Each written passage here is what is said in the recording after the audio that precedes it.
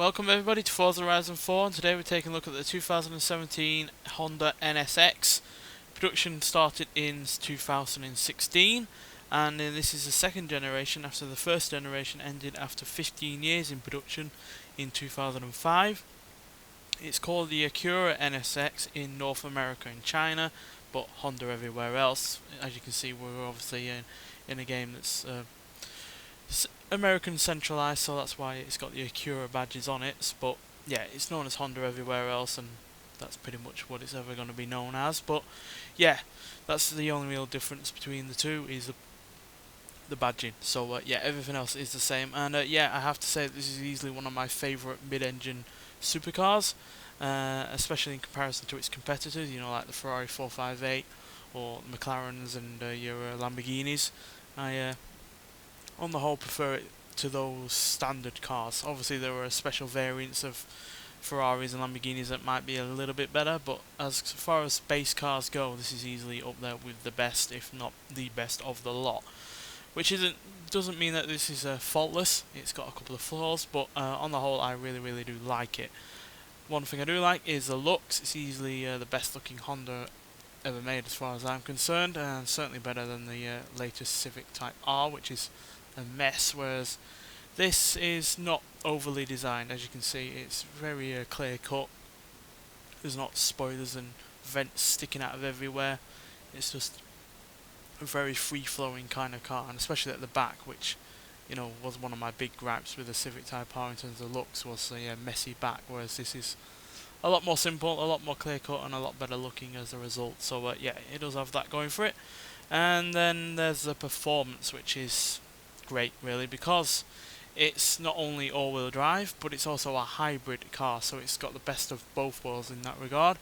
And yeah, helping it along is a 3.5 litre twin turbocharged V6 engine coupled with 3 electric motors, 2 in the front, 1 in the rear, combining to make 573 horsepower and 623 pounds-feet of torque. Now obviously the horsepower is not quite as good as some cars that it's going up against, but it's the torque that makes the difference, because not only does it have turbochargers, but it also has instant hybrid electric drivetrain.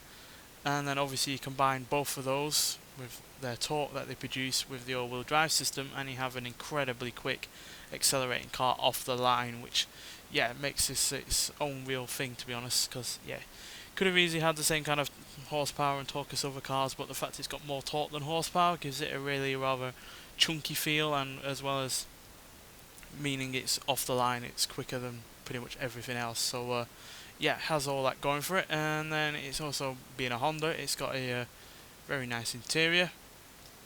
Honda's obviously being a bit more mass produced than your Ferraris and the like, means that yeah, it's got a very mass produced feel to it, but it also means that, you know, it's ergonomically correct, it's gonna all work, it's easy to get along with, and yeah, means that unlike Ferrari, which for whatever reason feels the need to put indicators and the like on the steering wheel, this is yeah, just like a normal car really. It's just a Honda. It just so happens to be ballistically quick.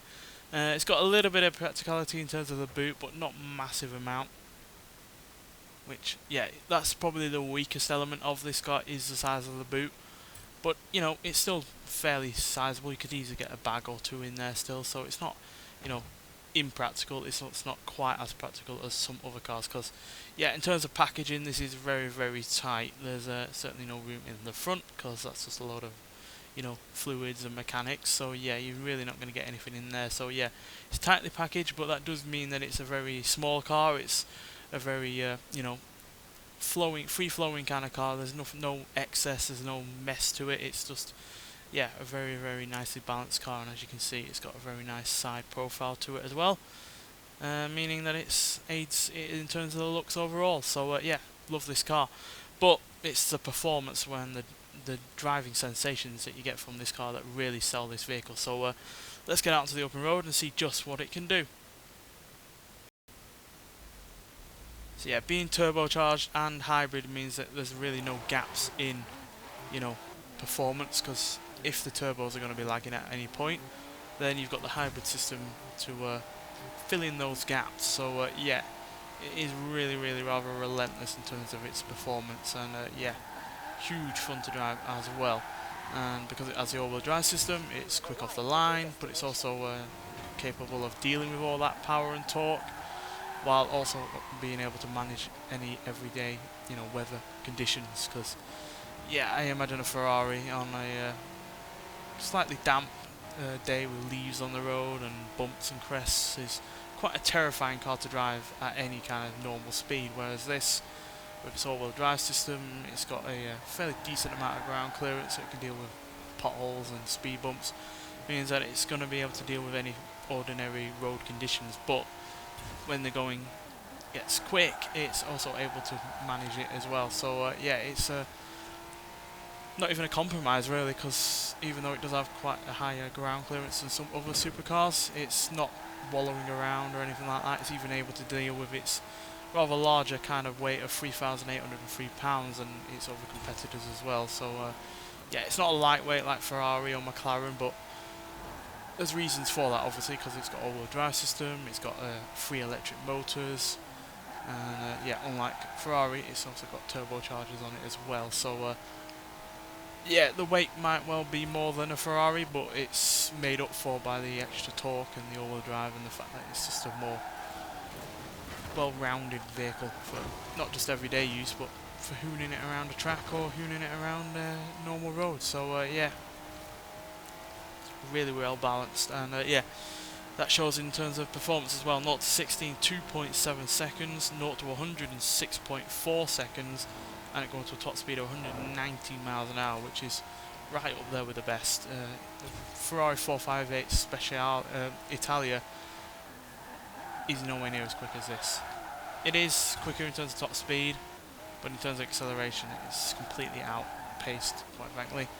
Granted, the Speciale version of the 458 is quicker because that's more powerful in terms of horsepower. It's got less weight than the standard 458, but that costs more than this. It's rarer than this.